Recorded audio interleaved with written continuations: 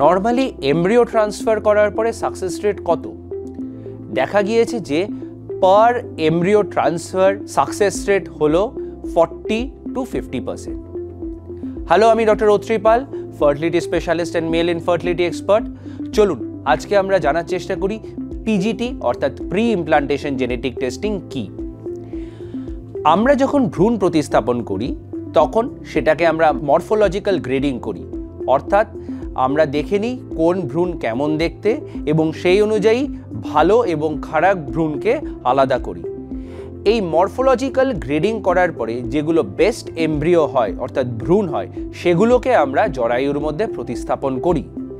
কিন্তু এটা মাথায় রাখতে হবে যে এই গ্রেডিং প্রচণ্ড আপেক্ষিক এবং অনেক সময় দেখা গিয়েছে যে এই মরফোলজিক্যাল গ্রেডিং করার পরে ভালো দেখতে ভ্রূণ ট্রান্সফার করলাম মানেই যে জেনেটিক্যালি ভালো ভ্রূণ হবে এমন নয়। সেই জন্যই অনেক সময় ভ্রূণ প্রতিস্থাপনের পরে প্রেগনেন্সি আসে না, অথবা মিসক্যারেজ হয়ে যায় বা অ্যাবনর্মাল বেবি হতে পারে।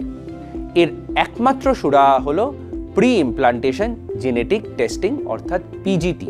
একটা ডে 5 এমব্রিও অর্থাৎ ব্লাস্টোসিস্টের দুটো পার্ট হয়, একটা ইনার সেল মাস যেখান থেকে বেবি তৈরি হয়, আর আরেকটা হচ্ছে ট্রোফোএক্টোডার্ম। ট্রোফোএক্টোডার্ম থেকে প্রেগনেন্সির ফুল অর্থাৎ প্ল্যাসেন্টা তৈরি হয়। আমরা এই ট্রোফোএক্টোডার্ম থেকে কিছু কোষ বার করে নিই এবং সেই কোষ পাঠাই ল্যাবরেটরিতে জেনেটিক পরীক্ষা করার জন্য।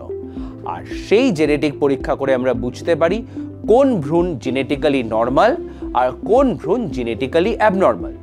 আর এরপরে আমরা জেনেটিক্যালি নর্মাল ভ্রূণ জরায়ুর মধ্যে প্রতিস্থাপন করি।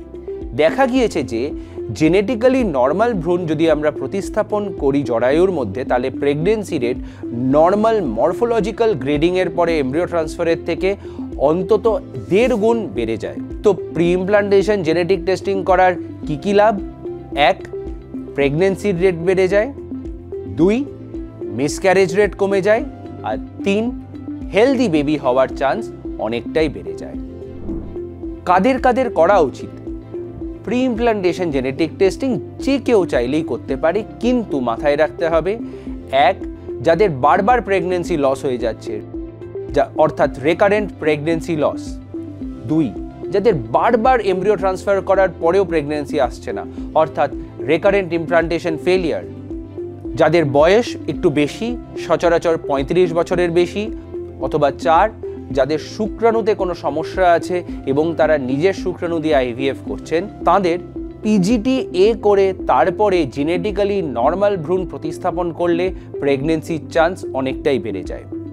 মাথায় রাখতে হবে যত বয়স বাড়বে তত কিন্তু জেনেটিক্যালি নর্মাল ভ্রূণ হওয়ার চান্স কমে যায় এবং পিজিটি না করলে বারবার এমব্রিও ট্রান্সফারের ফেলিয়ার রেট অনেকটাই কিন্তু বেড়ে যাবে।